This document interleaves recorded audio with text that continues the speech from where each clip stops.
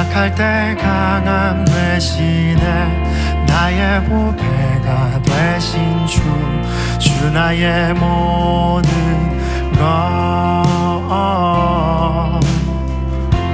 주 안에 있는 보물을 나는 포기할 수 없네 주 나의 모든 것 예수 어린 양 존귀한 이름 예수 어린 양 존귀한 이름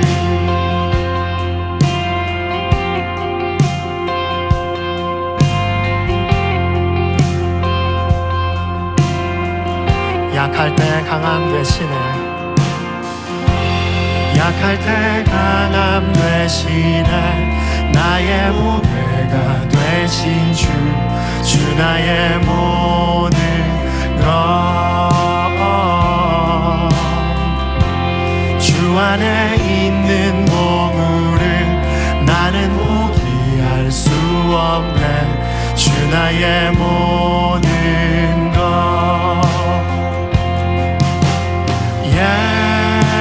예수 어린 양 존귀한 이름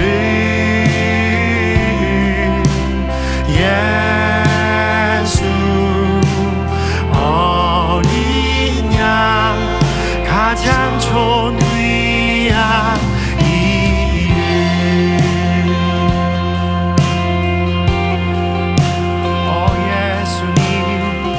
가장 존귀한 이름 예수 그리스도 우리의 죄 사하셨네 십자가 죄 사하셨네 주님의 이름 찬양해 주 나의 모든 것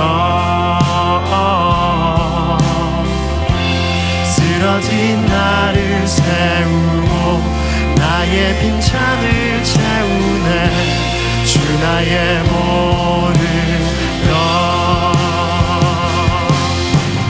예수 어린 양 존귀한 이름 예수 어린 양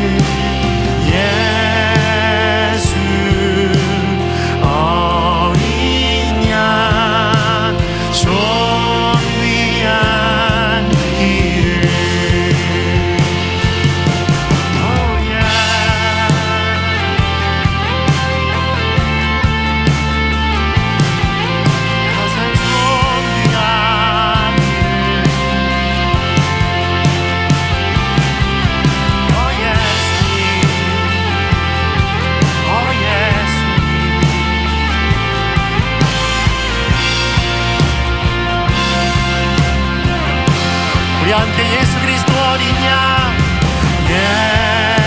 예수님 어린 양 존귀한 이름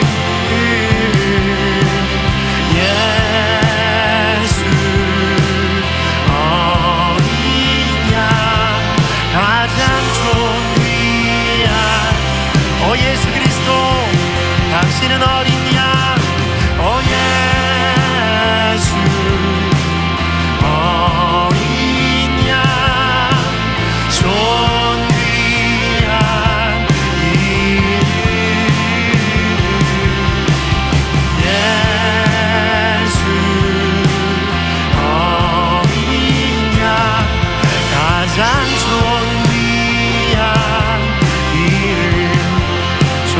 위대한 이름, 가장 좋은 귀한 이름, 예수 그리스도 가장 좋은 귀한 이름.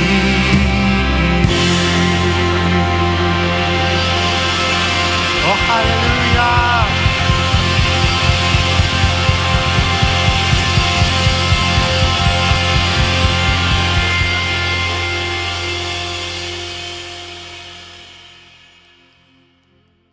오늘 시편 23편 1절부터 6절까지 말씀을 같이 읽었습니다.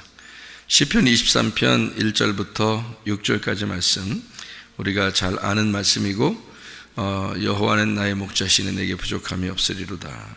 그 부족함이 없다는 말은 결핍이 없다, 결핍이 사라졌다 그 말이고요. 우리 사람들은 다 결핍이 있지만은 그 결핍을 주님 만나면 해결된다. 다른 거 만나면 해결되는 게 아니고 뭘 갖다 놔도 해결 안 돼요, 여러분. 결핍이라는 건요, 남편도 해결해 줄 수 없어요. 자녀들도 해결해 줄 수 없어요. 돈도 해결해 줄 수 없어요, 여러분. 결핍이라는 것은, 자기의 결핍은 태어날 때부터 땅에서 사는 운명이기 때문에 그 운명 속에서 생긴 결핍이니까 아무도 해결해 줄 수 없어요. 그러니까 하늘에서 오신 분을 만나야 이 결핍이 해결됩니다. 그러니까 그 부족함이라고 하는 건 여호와를 만날 때만 해결되는 거예요. 그럼 그 여호와가 누구냐 이거예요. 여호와가 누구냐. 여호와를 만나고 싶잖아요. 어떤 사람 하나님 좀 만나고 싶다 그러고, 하나님 보고 싶다 그러고, 뭐 보고 싶어요 하나님, 하여튼 그러는데요. 제가 이렇게 여러분한테 그렇게 이제 주님 만나는 게 말씀을 만나는 겁니다라고 얘기를 해줘도 사람들은 뭔가 진짜 보고 싶고 뭘 이렇게 듣고 싶고 이럴 거 아닙니까? 사람들은요. 근데 저 같은 경우는 보고 듣고 이런 거를 이제 어릴 때부터 많이 하던 사람이라 그냥 제가 보고 싶다고 해서 본 게 아니에요. 또 듣고 싶다고 해서 듣고 그런 것도 아니고 그냥 가만히 있는데 하나님이 그냥 말하고 그러니까 들은 거고, 또 보여주시니까 이렇게 본 거고 그런 건데, 제가 성숙해서 은혜를 받고 다시 주님을 만날 때는 말씀으로 만나더라고요. 근데 그 말씀으로 이렇게 하시는데 소리도 들린 게 아니고 눈으로 보인 것도 아니에요. 이상하게 근데 뭔가 마음에 막 말씀하신 것 같아요. 그러니까 그게 분명히 이런 거 말씀하시는 것 같은데, 가슴으로 말씀하시는 것 같은데, 마음으로 말씀하시는 것 같은데, 그게 저한테는 이제 물어봐요, 저한테. 그럼 본 거, 들은 거, 그 주님을 이렇게 가슴으로 이렇게 말씀하신 것 같이 안다는 거, 이거 어떤 게 주님을 탁 직면하고 주님을 탁 앞에서 이렇게 만난 것 같고 어떤 게 그런 것 같으냐고 물어보더라고요. 그래서 제가 주님을 탁 앞에 이렇게 만난 것 같이 그런 거는 사실 말씀으로 가슴으로 만날 때가 진짜 그런 것 같더라고요. 그 전에 이렇게 눈으로 보고 귀로 듣고 하는 거는 좋은 경험이죠. 진짜 좋은 경험인데, 그걸 통해서는 내가 구원받았다 이렇게 그러니까 그 볼 때나 들을 때는 진짜 구원받았다, 하나님 만났다 이렇게 할 수 있겠는데, 진짜 다시 주님을 만나보니까 직면한 거예요. 하나님을 딱 진짜 말씀으로 내가 직면해 보니까 그게 더 진짜 같더라고요. 그게 더 진짜예요. 그러니까 환상을 보았다, 꿈을 꾸었다, 소리를 진짜 들었다 이런 것보다도 훨씬 더 생생하게 내 가슴으로 이렇게 오더라고요. 그리고 그날은 내가 다시는 죄를 짓지 말아야지. 옛날에는 금식도 하고 철야도 하고 내 죄를 짓지 말아야지 이렇게 하고 고민하고 기도하고 회개하고 그랬는데, 그때도 회개했지만 또 넘어지고 이렇게 되더라고요. 그러니까 그건 내가 열심히 좀 회개해, 난 주님으로 위해 살아야 되는데 하면서, 그러면서도 죄지니까 양심의 가책도 있고 기도하고 회개하고 금식하고 이렇게 그러면서도 또 무너지고 또 무너지고 이렇게 했었거든요. 그 능동적이니까. 근데 말씀으로 주님을 어느 날 딱 만나 내가 진짜 그날은 뭐라 할까, 다시는 내가 죄를 짓지 말아야지 하는 그 결심이 진짜 안 하려고 하는 그런 날. 그러니까 진짜 나는 다시는 그러지 않을 거야 라고 그냥 그게 다 오더라고요. 그냥 와. 이게 수동적으로 이렇게 와요. 그게 진짜 죄를 안 질 것 같더라고요.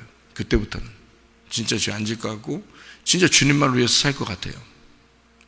그게 수동적으로 이렇게 오니까. 그러니까 그게 더 진짜인 거죠.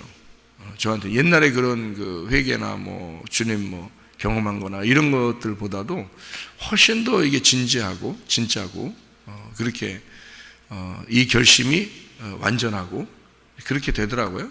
그래서 저는 이제 말씀으로 주님이 말씀으로 만난다, 말씀이시다 주님께서 이런 게 이 전달된 그 말씀이 분명히 이게 있구나, 이 말씀으로 만난다는 게 이게 분명히 있구나라는 것을 제가 몸소 체험을 했어요. 그래서 여러분한테도 우리 교회 나오시는 분들은 그렇게 주님을 만나시라 이렇게 얘기를 자주 하는 편이에요.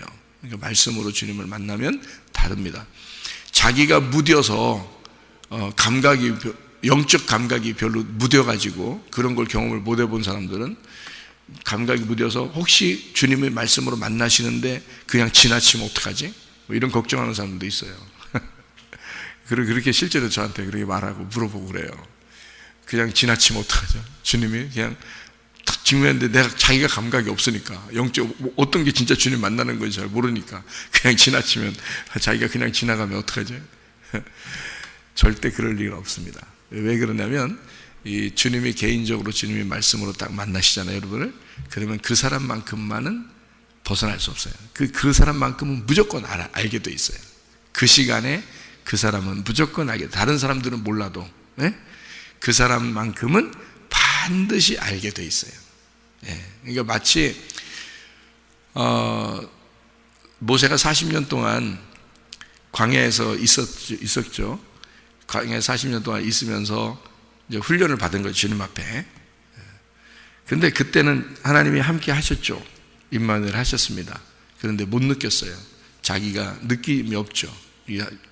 하나님이 나와 함께 하신다는 사실이 못 느껴져요. 근데 그거를 40년을 지냈어요. 40년을. 전혀 느낌이 없어요. 근데 어느 날 40년 만에 딱 40년이 딱 되니까 하나님이 모세를 만나야 되겠다 하고 하나님이 결정하는 그 시간 타이밍에 정확하게 맞춰진 그 시간이 됐어요. 그때 이제 떨기나무에다가 이제 불을 탁 붙여가지고 기다리고 있는 거예요.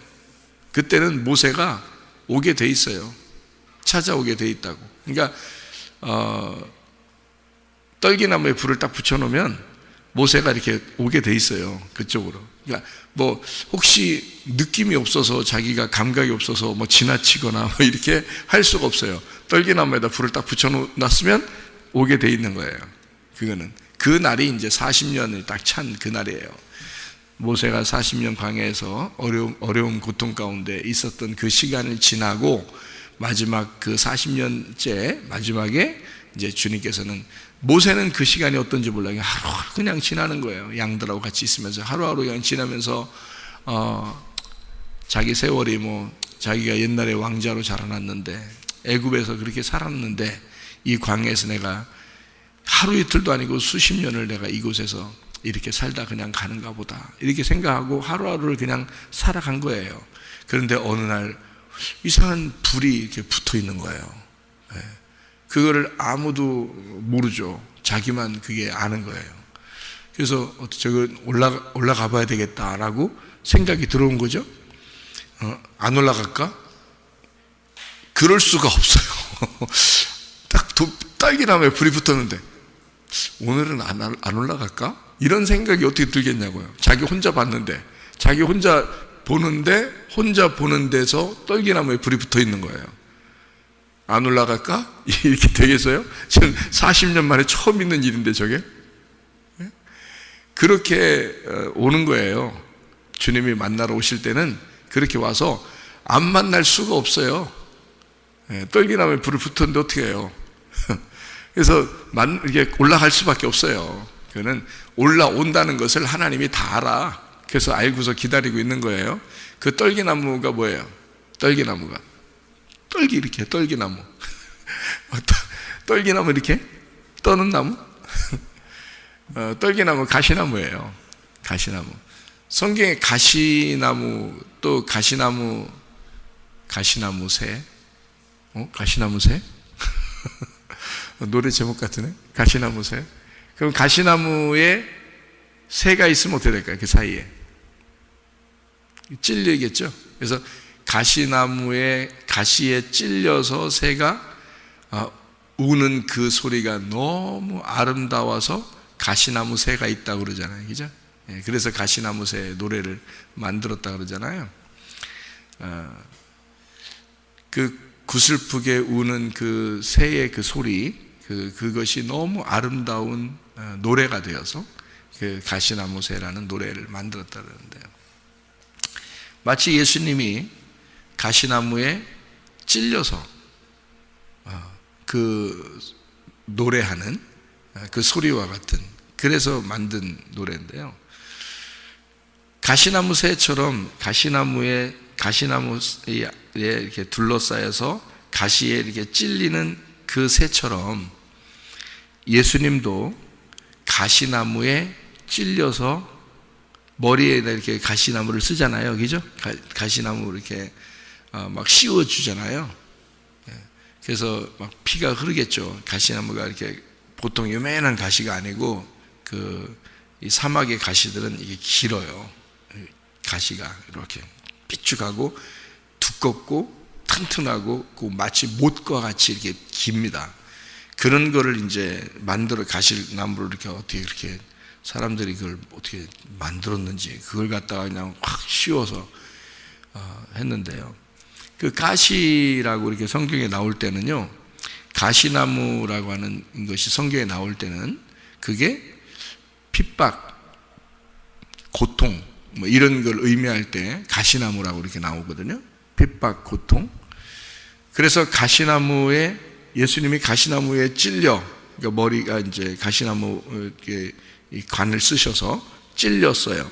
그 가시나무 관을 쓰신 이 관이 사람들이 볼 때는 그거를 씌우면서 이 저주받은, 이 핍박받는, 내가 이 일을 더 고통스럽게 만들어야지 하면서 가시나무를 씌웠겠지만, 우리들이 지금 예수님의 그 가시면류관을 우리가 지금 본다면, 그죠? 우리가 지금 그 가시면류관을 보고 있다면 어떤 마음이 들까요? 저주받은, 고통스러운, 핍박받는 이런 것으로 보일까요? 아니면 영광의 면류관으로 보일까요? 영광의 면류관으로 보이죠. 왜냐하면 그분의 그 죽음이 곧 영광이 됐으니까요. 그죠? 그러니까 그분이 죽지 않았으면 부활이 없는 거죠. 그렇게 죽으심으로, 고통받고 핍박받고 죽으심으로 다시 살아나는 주님을 우리가 믿고 있는 거예요. 부활하신 그 주님을 믿고 있으니까 가시면류관, 다시 말하면 그의 죽음은 곧 부활이고 그의 가시면류관은 우리에게 영광의 면류관이 되는 거죠. 이 무슨 말인지 이해가 되시죠? 그래서 노아 방주도, 방주 자체가 사실 어떻게 보면 무덤과 같아요. 무덤과 같이 안식하고 죽으러 들어가는 무덤과 같은 장소예요, 노아 방주가. 그리고 1, 2, 3층으로 돼서 3층에만 창문이 있어요. 그러니까 노아 방주를 1층으로 들어갑니다. 어둠으로 들어가요. 그 다음에 위로 올라가면서 3층, 그러니까 사람이 위로 올라가는 1, 2, 3층으로 올라가서 3층에서 창문을 이제 밖을 쳐다보게 되는 그런 게 이제 3층이거든요. 그러니까 3층에만 빛이 내려와요. 그러니까 3층에만 말씀을 깨닫게 된단 말이죠. 그래서 1층 어둡고 2층 어둡고 3층에 올라가면 말씀을 깨닫게 되는 거예요. 그게 1, 2, 3층으로 노아 방주를 지은 거예요. 그게 마치 무덤과 같은 관, 우리의 그 죽으면 들어가는 관처럼 생겼단 말이에요. 딱 네모 상자 딱 해가지고 들어가는 관처럼 생겼어요. 그러니까 우리는 죽음으로 들어가지만 사실 알고 보면 관처럼 생긴 그 무덤 안으로 들어가지만 그 속에 들어가서는 어떤 게 있겠어요? 노아 방주 안에 들어갔으니까. 예, 그게 안식을 누리는 장소가 된단 말이죠. 그죠? 그러니까 가시면류관처럼 죽임을 당하는데 알고 보니까 그게 영광의 면류관이더라. 무슨 말인지 이해가 되시죠? 그러니까 죽고자 하는 자는 살더라 그거죠. 고통 없는 영광은 없다. 이런 말도 있죠. 그것처럼 무덤 안에 들어갔는데, 우리는 노아 방주 안에 무덤처럼 들어갔는데, 죽으러 들어갔는데 거기에 타보니까 우리를 살리는 방주더라. 우리를 안식을 주는 그런 방주가 되었다. 이런 얘기가 되는 거죠. 방주가 그렇게 생겼죠. 그죠? 모세가 갈대상자에 아기가 태어나서, 모세가 태어났을 때 갈대상자에 넣어서 이렇게 나일강가에다가 이렇게 띄우잖아요. 그 갈대상자에 넣어서 이렇게 띄울 때는 그 엄마가, 모세의 엄마가 어떻게 하면서 보냈어요? 살든지 죽든지 뜻대로 하소서 하면서 보냈어요. 그죠? 예, 그 노래가 거기서 생겼다고 그랬죠? 살든지 죽든지 뜻대로 하소서. 그 노래가 거기서 생긴 것 같아. 그러니까 모세를 띄워보내면서 그 노래를 엄마가 부르면서 하염없이 눈물을 흘렸을 거 아니에요. 자기 아들을, 그 사랑스러운 아들을 이렇게 보내면서. 그게 그 갈대상자가 뭐겠냐고요. 그게 모세의 무덤이에요. 이해가 되겠어요? 모세의 무덤이라고. 근데 그거를 그냥 지나치지 않고 하나님의 뜻대로 하시옵소서라고, 다 너는 이렇게 나는 너를 내 가슴에서 너를 띄워 보낸다. 응? 내가 너를 띄워 보낸다. 이렇게 보내잖아요. 그러니까 죽음으로 보내는 것 같은 거죠. 그죠? 자기에게서 이제 떨어지는 거잖아요. 너는 영원히 나를 못 만날지도 몰라. 이렇게 띄워보내는 거거든요. 그랬더니 하나님이 그냥 두냐고, 그걸. 하나님이 모세를 태어나게 했는데 하나님이 책임지죠. 그래서 모세의 그 갈대상자의 뚜껑을 여는 사람은 바로의 공주였단 말이에요. 그래서 뚜껑을 열어서 이 아기를 거기서 꺼내면 뭐가 되는 거예요? 부활하는 것이 되는 거죠. 무슨 말인지 알겠어요? 그러니까 여기서 살든지 죽든지 뜻대로 하소서 하고서 이제 나로부터 죽었다, 너는 나로부터 분리가 되었다, 이렇게 떠내보내니까 이쪽에서는 하나님의 뜻대로 그 모세를 살려서 애굽의 왕자가 되도록 만들었더라는 거지.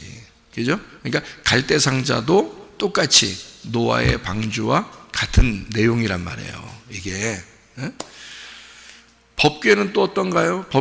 법궤가 똑같이 생겼어요. 네모상자처럼 이렇게 생겼어요. 그 법궤가 사실 뚜껑 열리면 어떻게 되는지 알죠? 그래서 사람들이 승질나면 뭐 열렸다 그래? 승질나면 뚜껑 열렸다 그래. 이 법궤가 뚜껑 열리면 어떻게 되는 줄 알아요? 다 죽어요. 왜냐면 그 법궤가 뚜껑이 열리면 죽습니다. 율법이기 때문에요. 사람들이요, 그걸 쳐다보면 죽게 돼 있어요. 성경에 그런 내용이 있죠. 그죠? 법궤를 메고 오다가 이게 뚜껑이 흔들려 가지고 속을 쳐다보면 다 죽어버립니다. 그런데요, 이 법궤의 뚜껑이 딱 닫히면 뭐가 되는 거예요? 예, 관이 되는 거예요. 관. 무덤이 되는 거예요. 그러니까 이게 딱 법궤처럼 이렇게 딱 돼 있는 상자가 뚜껑이 딱 닫히면 이게요, 이게 하나의 관처럼 딱 보이잖아요. 그 뚜껑이라는 게 속죄소예요. 이게 속죄소. 시은좌라 그래요. 그러니까 주님의 보좌, 하나님의 보좌가 어디 있냐면 법궤 뚜껑이 하나님의 보좌예요. 성경에서 말하는, 여러분이 하나님의 보좌에 앉으소서, 그 법궤 뚜껑이 하나님의 보좌예요. 성경에서 말하는 보좌는. 근데 그 시은좌라고 그래, 그걸. 그래서 시은좌, 하나님의 보좌, 이렇게 말하거든요. 시은좌라는 얘기 들어봤죠? 그죠? 성경 시은좌. 이게 은혜의 자리라는 뜻이에요. 시은좌. 그리고 그걸 보좌라고 그렇게 말하고요. 법궤의 뚜껑이라고 그래요. 그걸 속죄소라고 그럽니다. 속죄소. 이 들어봤죠? 성경이죠? 속죄소가 있죠? 그 속죄소가 다른 데 어디 있는 게 아니고요. 법궤 뚜껑을 속죄소라 그러는 거예요. 왜? 뚜껑을 닫아야 구원을 받아요, 사람들이. 이 뚜껑 열리면 율법이 나와서 사람들을 심판하고 죽이는 겁니다. 그러니까 이 뚜껑을 닫아놔야 돼요. 뚜껑을 닫아놓고 하나님이 그 위에 앉아 계시는 거예요. 그러면은 우리들은 율법이 우리를 심판하지 못하는 거죠. 그래서 그거를 시은좌, 은혜의 자리다 이렇게 말하고, 하나님이 앉아 계신 자리이다 이렇게 얘기하는 거예요. 그것을 속죄소, 죄를 속하는 장소다 이렇게 해서 법궤 뚜껑에서 죄를 속하는 거예요, 여러분. 그게 속죄소예요. 그러니까 여러분은 법궤를 그냥 법궤 이렇게만 알지, 사람들이요, 이게 속죄소가 뭔지, 시은좌가 뭔지, 보좌가 뭔지 잘 몰라요, 사람들이요. 그냥 법궤, 그럼 법궤 이렇게만 알단 말이에요. 그래서 이게 뚜껑이 닫히면 이게 은혜를 우리에게 베푸는 거예요. 이게 무슨 말이냐면, 뚜껑이 열리면 율법이 우리를 심판해, 죽음을 얘기하는 거예요. 그러니까 뚜껑이 열려서 우리가 죽고 그 뚜껑을 닫아서 은혜를 베푼다 이런 뜻이에요. 그게 그러니까 그 법궤의 뚜껑이 닫혔다라는 말은, 이게 뚜껑을 닫아놨다라고 하는 것은 하나님의 말씀이 법궤거든요. 그렇죠? 하나님 말씀이 법궤예요. 그것을 주관하시는 분이 하나님이시고요. 그래서 하나님이 거기에 계시는 겁니다, 법궤에. 그러면 그 법궤가 하나님의 말씀이에요. 그 하나님의 말씀을, 법궤를 여호와의, 만군의 여호와의 이름이라고도 그래요. 그게 사무엘하 6장 2절에 나와 있는 얘기죠.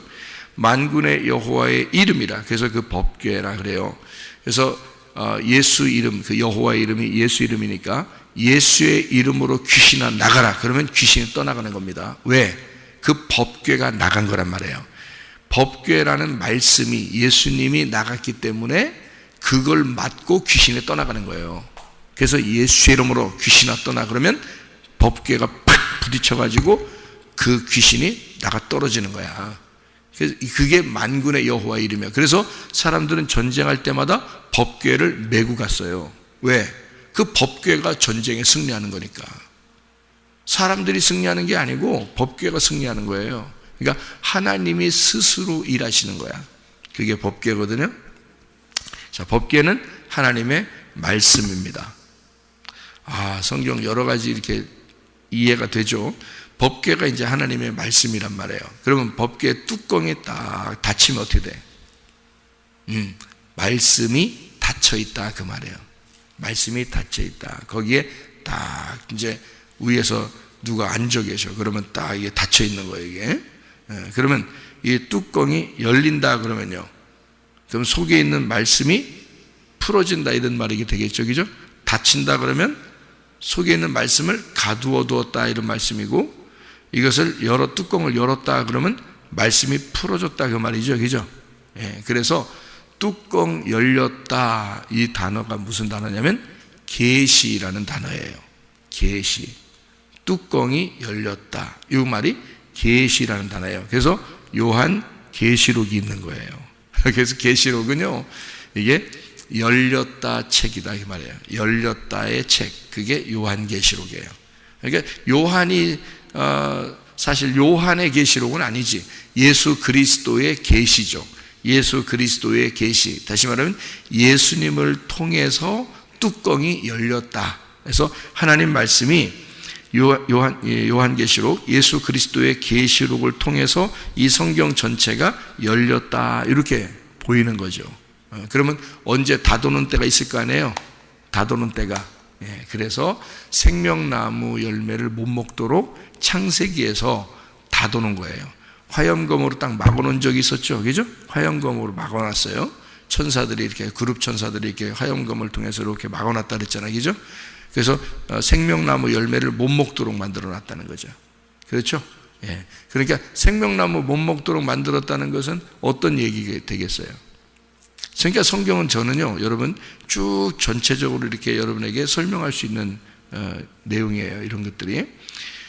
창세기에서 생명나무의 열매를 못 먹도록 막았죠. 창세기 3장에, 그죠?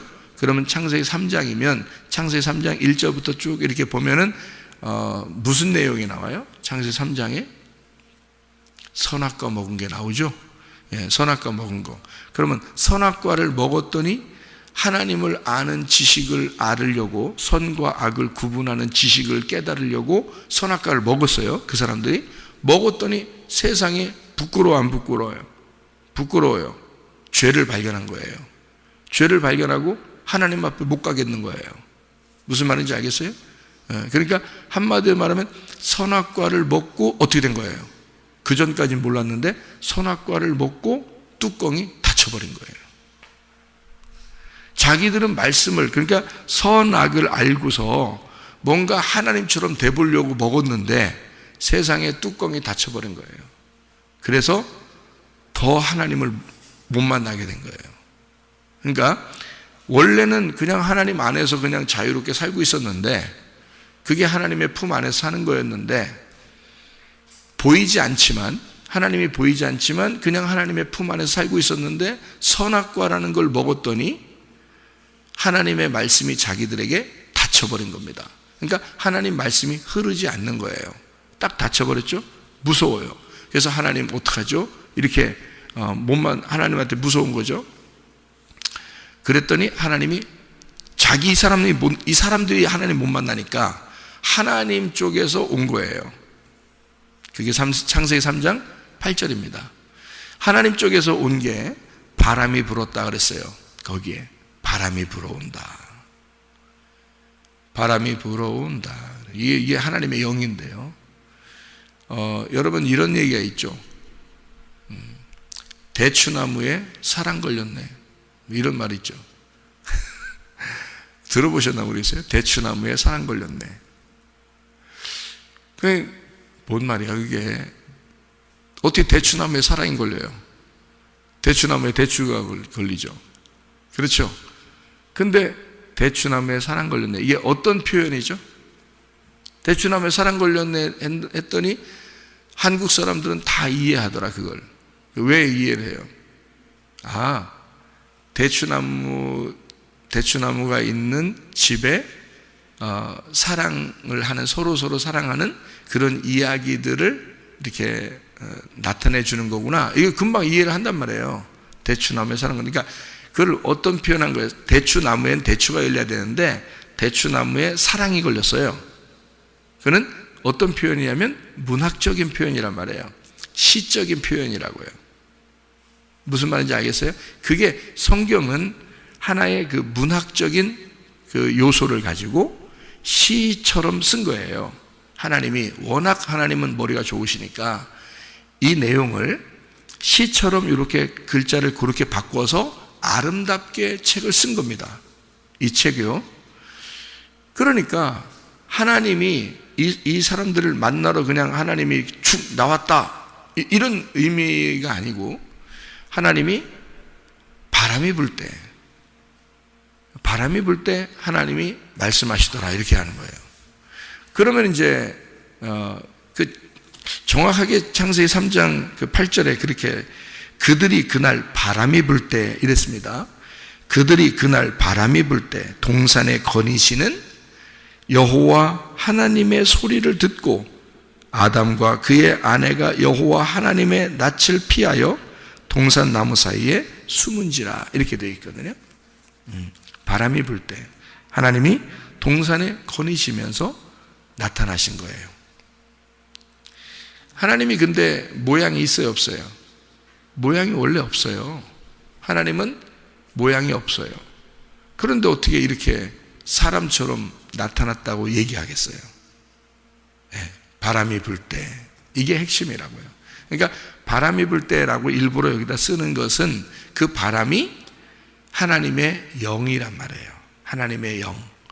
그래서 영, 푸뉴마, 헬라어로 푸뉴마라고 그러고요. 히브리어로는 루아흐라고 그럽니다. 루아흐. 예, 그게 이제 영이거든요.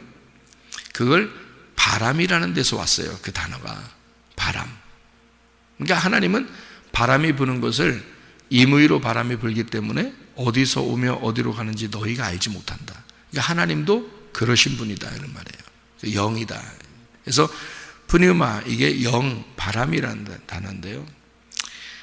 창세기 2장 7절에 인간을 만들 때 먼지와 같은 인간들을 이렇게 조성하셔서 생기를 불어넣어 줍니다. 거기에서는 생기가 하나님의 영이었던 거예요. 하나님의 영.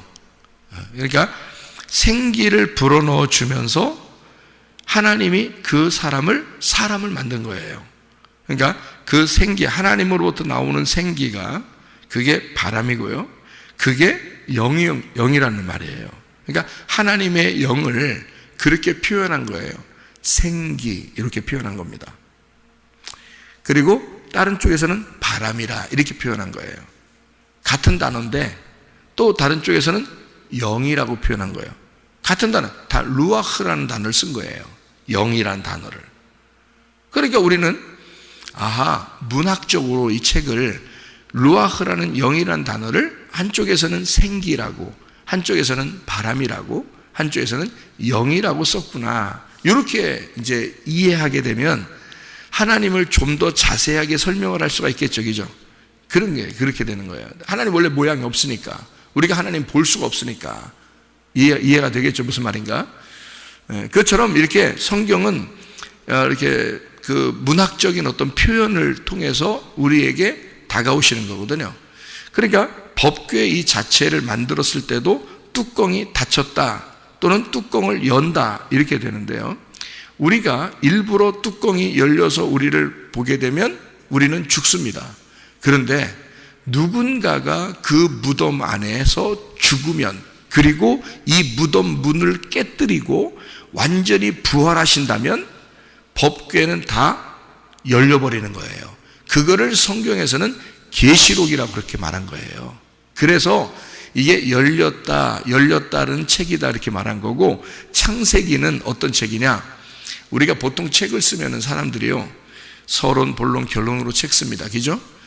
성경은 어떻게 되면 창세기부터 요한계시록까지 돼 있어요. 그러면 여러분이 언뜻 생각할 때는 창세기가 여는 책이고, 그 다음에 마지막 요한계시록인 딱 이렇게 결론 부분으로 닫아놔서 열고 마지막 다 쓰고서 요한계시록으로 딱 닫아놨다 이렇게 생각한다고요.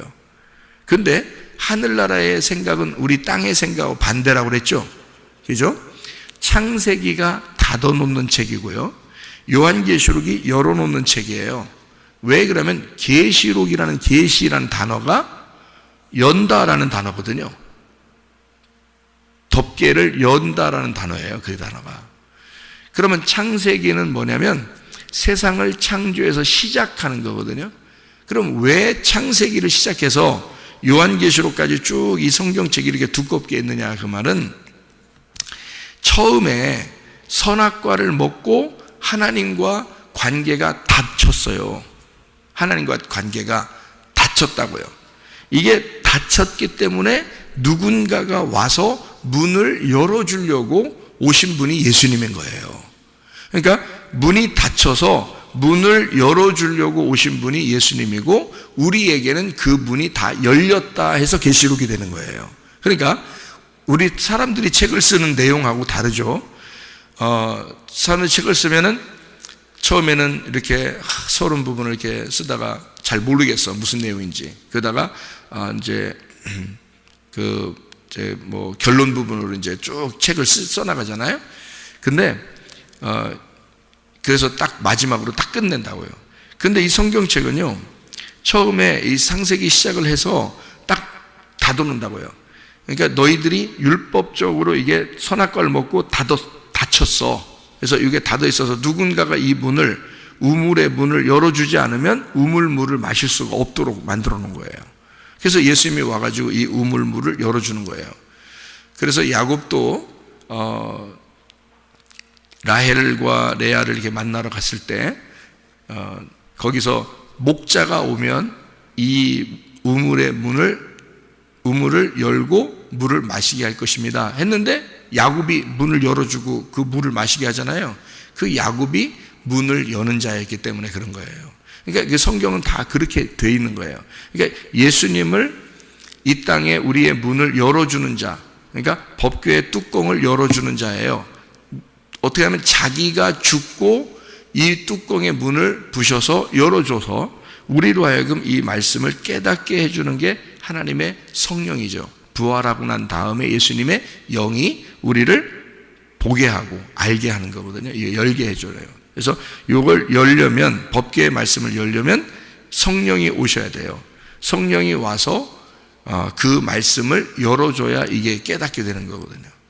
예, 이게요. 그래서 창세기에 있는 내용부터 요한계시록까지의 내용이 이게 열려지면 이게 깨달아진 거예요. 열려지면. 근데 이게 여러분이 읽는데도 도저히 이해가 안 되고 딱 닫혀 있으면 아직 여러분이 이게 열려지지 않은 거예요. 그러니까 처음에 선악과를 먹고 문이 닫힌 거예요. 그래서 말씀을 못 깨닫고 하나님을 못 만나는 겁니다. 여러분, 하나님 만나려면요, 말씀을 만나야 되는 거예요. 말씀이 하나님이신데 그 말씀이 우리가 처음에는 선악과 먹고 닫혔기 때문에 못 만나는 것 뿐이에요. 그런데 이게 예수 그리스도를 제대로 만나서 우리가 회개하고 예수를 제대로 만나면 이게 열립니다. 그럼 열리면 어떻게 되냐면 문이 열리는 거죠. 선악과를 먹었더니 요 생명나무의 문을 막아놨죠. 그게 닫힌 거란 말이에요. 그게 감추어졌다는 말이고, 그게 생명나무의 문을 이렇게 닫아놔서 못 열도록 해놓은 거예요. 그 생명나무가 뭐겠어요? 말씀이에요. 선악과가 뭐예요? 말씀이에요. 선악과도 말씀이고 생명나무도 말씀인데, 선악과 말씀은 율법의 말씀이 되겠고 생명나무 말씀은 은혜의 복음의 말씀이 되는 거예요. 그런데 율법을 아는 자들은 이렇게 복음을 감추어 놔서, 구약 성경에서 감추어 놔가지고 말씀을 못 깨닫도록 해놓은 거예요. 예수님이 올 때까지 못 깨닫도록 우물물을 닫아놓은 거죠. 예수님이 와가지고 이걸 열어놔줘야 돼요. 그래야 이 말씀, 구약의 말씀이 이해가 되는 거거든요. 이게 열어지는 거거든요. 그래서 선악과를 먹으니까 막아놓고, 생명나무 예수 그리스도가 이 문에 그 모든 문을 깨뜨리고 생명나무가 되셔서 우리 보고 먹게 하는 거예요. 그러면 생명나무 먹으면 열리죠. 그러니까 예수 그리스도가 말씀이시니까 말씀을 우리가 말씀으로 주님을 만난다는 게 바로 우리의 가슴으로 그 말씀을 만난다는 게 그런 말이에요. 제가 한 말씀 드리고 마치죠. 성경은 문학책이라고 그랬죠. 그죠? 문학책처럼 이렇게 아름답게 써놓은 거예요. 글자가. 근데 제가 여러분에게 한번 설명해 볼게요. 천지창조의 그림을 보면, 천지창조의 그림을 보면 어때요? 하나님하고 인간하고 이렇게 손을 이렇게, 하나님하고 인간하고 손을 이렇게 마주 보고 이렇게 하고 있죠, 그죠? 이렇게 마주대고 있죠. 그런데 만날 듯 말 듯 이렇게 하고 있어요. 근데 하나님이 노인처럼 이렇게 만들어놨어요. 하나님을, 그림을. 이렇게 손 내밉니다. 사람도 이렇게 손을 이렇게 내밀어요. 손가락을 내밀어요. 그러면 그 그림이 진짜 하나님이 손가락이 있어서 우리하고 야 손가락 좀 서로 만나보자 하면서 이렇게 대고 이럴까요? 그런 그림일까요? 아니에요. 그런 그림이 아니고, 하나님이 손가락을 이렇게 내밀고 인간이 손가락을 이렇게 내밀었다는 건요, 하나님과 우리 인간의 만남이에요. 근데 뭘 만나는 거겠어요? 뭐와 뭐의 만남을 얘기하겠어요? 하나님의 바람, 하나님의 영이에요. 하나님의 영을 뭘로 표현했어요? 인간의 가장 그 오감 중에서요, 가장 예민한 부분이 손가락입니다. 감각이요. 그러니까 하나님의 그 영의 바람, 그 영의 감각과 인간의 영의 감각이 만나고 있는 거예요. 그거를 표현한 거예요. 그게 그 그림에서. 그러니까 사람들은 그냥 손가락을 보는 거지만 하나님하고 인간하고 손가락 이렇게 무슨 뭐 외계인하고 이렇게 손가락 이렇게 마주치는 것처럼 말이에요. 이렇게 외계인 만나면 꼭 손가락으로 인사하는 것처럼 그렇게 하는 것처럼 그거 아니에요. 진짜 그림을 보는 꽝입니다. 꽝. 그렇게 하면. 예. 이게 하나님의 영과 인간의 그 영이 이렇게 만나는 것을 손가락으로 표현한 거예요. 감각으로. 그 가장 예민한 부분의 그 손가락 감각으로 그 영과 영의 만남을 표현한 겁니다. 보세요. 10계명 있죠? 10계명. 10계명을 처음에 모세한테 이렇게 뭘로 썼어요? 하나님 뭘로 썼어요? 손가락으로 썼지. 하나님 손가락 있어요, 없어요? 있다는 얘기지. 그러니까 하나님이 손가락으로 직접 돌판에다가 썼어요. 10계명을 써서 모세한테 줬어요. 하나님이 직접 쓰면 얼마나 대단해. 근데 그거 들고 와가지고 금송아지 섬기는 백성들 딱 보니까 열 받아 안 받아? 열 받아. 그러니까 다 던져버렸어. 던져서 다 깨뜨려버렸어. 하나님이 야 내가 힘들게 썼는데도 왜 깨뜨려버리냐, 그렇게 말하지 않았어요. 하나님의 심정을 가지고 깨뜨려버린 겁니다. 모세가요. 깨뜨려버리고 모세한테 이제 하나님이 그래요. 야 내가 썼는데 그래도 그렇지 그걸 이렇게 던지면 어떻게 해. 네가 다시 깎아와. 이렇게 그래서 또 열심히 깎습니다. 아유, 안 던질 걸 이러면서 열심히 깎아가지고 들고서 왔단 말이에요. 네? 그랬더니 하나님이 또 어떻게 해요? 거기다가 또 써줘요. 글씨를 또 써줍니다. 똑같이 이제 써줬겠죠. 똑같이 써주는데 뭘로 써줘요? 손가락으로. 하나님의 손가락으로 쓰시는 겁니다. 그 10계명을요. 하나님이 직접 손가락으로 쓰신 장면이 구약에 거기밖에 없어요. 그러면 신약에는요? 물론 다니엘서에도 한 번 있지. 뭐 벽에다가 이렇게 막 손가락으로 썼다는 그 손가락으로 썼다는 그 손가락을 여러분 잘 기억하세요. 그 다음에 이제 신약에 와가지고 요한복음 8장에 간음한 여자 있을 때 그때 예수님이 어떻게 손가락으로 땅에다가 딱 쓰죠, 그죠?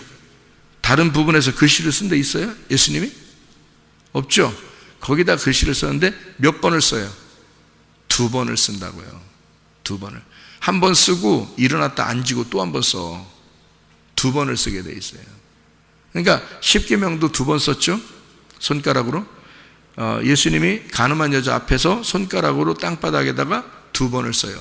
그러면 땅바닥과 10계명의 돌판이라는 건 뭔가 같은 의미를 가지고 있다는 거죠.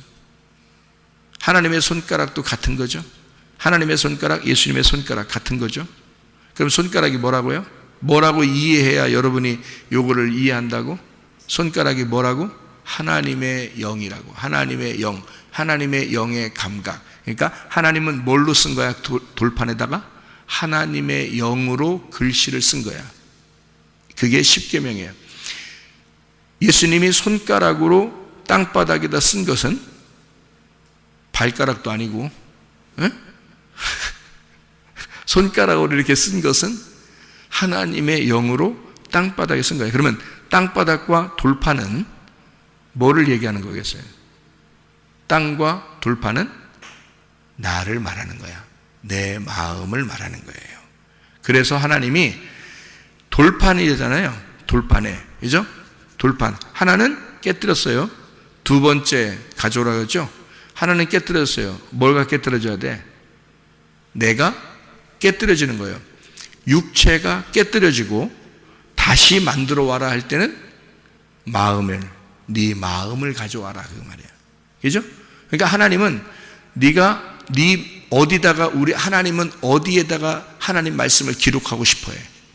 우리 마음판에 말씀을 새기고 싶어 한단 말이에요.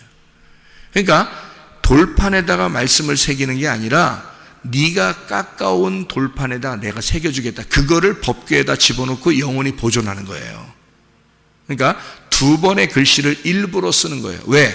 하나는 깨뜨려져야 할 돌판, 또 하나는 네 마음판에다가 네가 만들어 온 그 마음판에다가 새기는 글씨. 이것이 영원히 가는 거란 말이에요. 그러니까 첫 번째 거는 깨뜨려지는 거고요. 그러니까 첫 번째 건 율법, 육체에 쓴 말씀을 말하고요.